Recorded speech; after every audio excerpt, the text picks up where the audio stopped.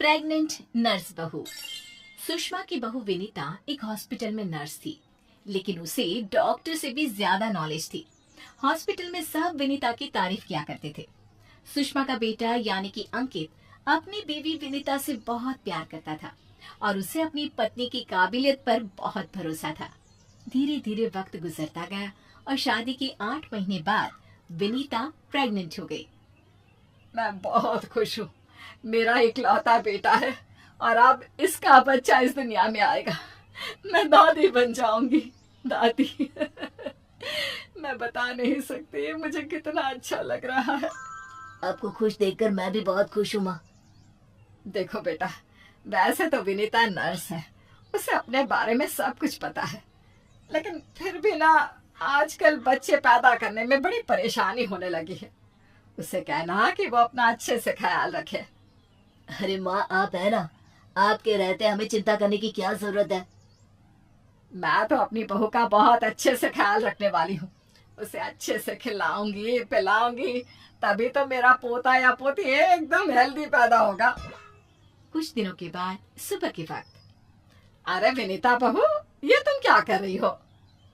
कुछ भी तो नहीं मम्मी, अपना हेल्थ चेकअप कर रही हूँ। और क्या?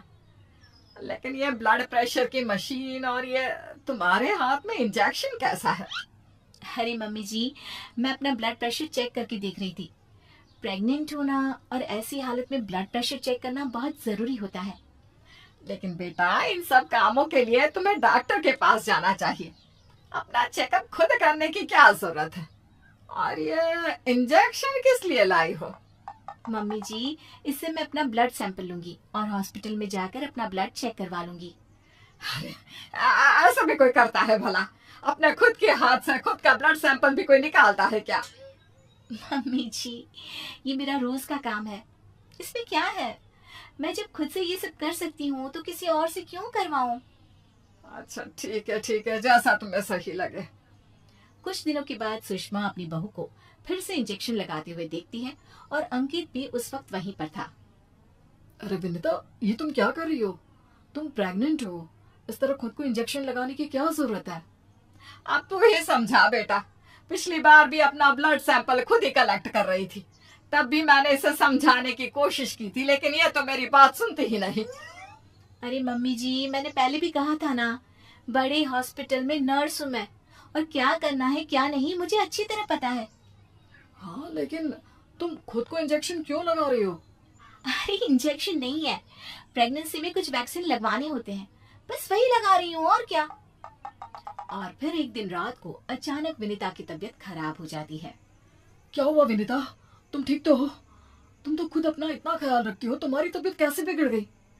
पता नहीं अंकित, ऐसा लग रहा है कि वीकनेस हो रही है, बहुत कमजोर सा महसूस कर रही हूँ पिछले कुछ दिनों से। तुमने तो अपना ब्लड सैंपल दिया था ना हॉस्पिटल में, उसकी रिपोर्ट आई या नहीं? कल सुबह ही आ जाएगी, तब सब कुछ पता चल जाएगा। अगले दिन सुबह के वक्त। विनीता, तुम्हारी ब्लड रिपोर्ट तो आ चुकी है। तुम्हारी बॉडी में तो आयरन की बहुत कमी है, देखो तो जरा। अरे हाँ, इसके हिसाब से तो मुझे ब्लड चढ़ाना चाहिए, वरना डिलीवरी के वक्त बच्ची को प्रॉब्लम हो सकती है। मैं एक काम करती हूँ, ब्लड चढ़वा लेती हूँ। ऐसा कैसे ब्लड चढ़वा लेती हूँ?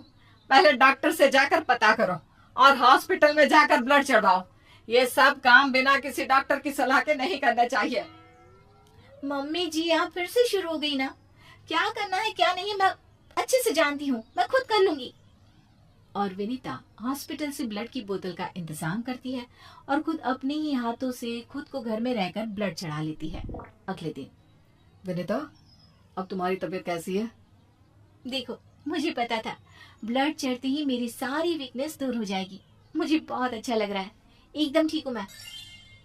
कुछ दिनों के बाद विनीता की प्रेगनेंसी का 8वां महीना शुरू हो चुका था और एक दिन सुबह के वक्त विनीता अच्छे से तैयार होकर अपने कमरे से बाहर आती है।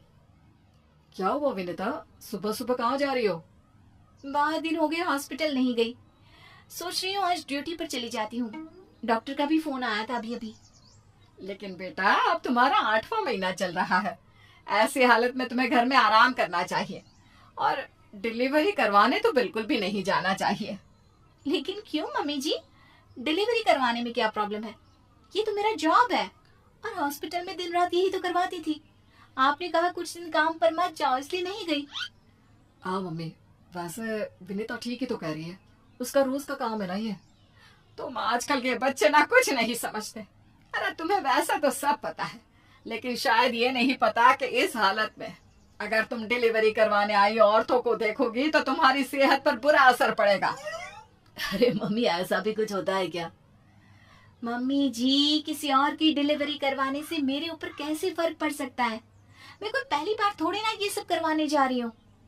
विनीता अपनी सास की एक नहीं सुनती और हॉस्पिटल चली जाती है।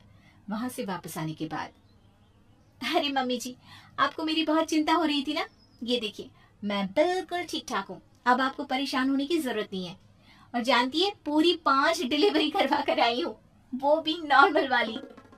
देखा मम्मी, मैंने कहा था ना विनीता को नहीं होगा कुछ भी। वो बिल्कुल ठीक है। चलो अच्छा है बहू, मैं भी तो यही चाहती हूँ कि तू एकदम ठीक रहे। और आजकल जिसे देखो उसके ऑपरेशन से बच्चे होते हैं, ये देख देख करना बहुत डर लगता है। चिंता मत कीजिए मम्मी जी, मुझे कुछ नहीं होगा। मैं नर्स हूँ ना, रोज हॉस्पिटल में औरतों को सिखाती हूँ कि कैसे अपना ध्यान रखें ताकि नॉर्मल डिलीवरी हो। तभी अचानक हॉस्पिटल से डॉक्टर का कॉल आता है। कॉल पर बात करने के बाद, मम्मी जी, एक इमरजेंसी केस आ गया है, मुझे जाना होगा। अरे लेकिन अभी तो आई हो, कैसी डॉक्टर है तुम्हारी? उसे पता नहीं चलता क्या कि तुम प्रेग्नेंट हो? ऐसी हालत में तुम्हें ना बुलाए। अरे नहीं मम्मी जी, डॉक्टर की भी मजबूरी है। कह रही थी काफी सीरियस केस है और हॉस्पिटल में उन्हें किसी दूसरी नर्स पर इतना भरोसा नहीं जितना मुझ पर है। मुझे लगता है कि तुम्हें मना कर देना चाहिए बहू। कुछ नहीं होगा मुझे मम्मी जी, मैं अभी डिलीवरी करवा के आती हूँ। कुछ देर बाद अंकित के पास हॉस्पिटल से फोन आता है। अरे मम्मी, जल्दी हॉस्पिटल चलिए, वहाँ विनीता की तबीयत खराब हो गई है। हे भगवान, सब ठीक करना, मुझे तो पहले ही डर लग रहा था। अंकित और सुषमा हॉस्पिटल पहुंचते हैं। क्या हुआ विनीता को? वो क्या है ना, विनीता एक नॉर्मल डिलीवरी करवा रही थी। केस बहुत ही सीरियस था और उस लेडी को बहुत ज्यादा प्रॉब्लम हो रही थी। क्योंकि विनीता खुद प्रेग्नेंट है तो वो अचानक से घबरा गई और उसे लेबर पेन शुरू हो गया। लेकिन अभी तो मेरी बहू का सिर्फ 8वां महीना चल रहा है। देखिए, ऐसा हो जाता है। उस औरत को दर्द में देखकर घबराहट की वजह से विनीता को ये हुआ है। अरे डॉक्टर, लेकिन डरने की कोई बात तो नहीं है ना? नहीं नहीं, ऐसा कुछ नहीं, हमने उसे एडमिट कर लिया है। तभी सब देखते हैं कि विनीता अपने हाथ में एक छोटे से बच्चे को लिए बाहर आती है। अरे विनीता, तुम्हारी तो तबीयत ठीक नहीं थी, तुम्हें दर्द हो रहा था, तुम बाहर क्यों आ गई? अरे दर्द हो रहा था तो क्या हुआ, मैंने वो दवाई ले ली जिससे जल्दी आने वाले लेबर पेन रुक जाते हैं। और वैसे भी डॉक्टर, उस औरत को मेरी जरूरत थी, उसकी देखभाल के लिए मुझे ठीक होना ही था।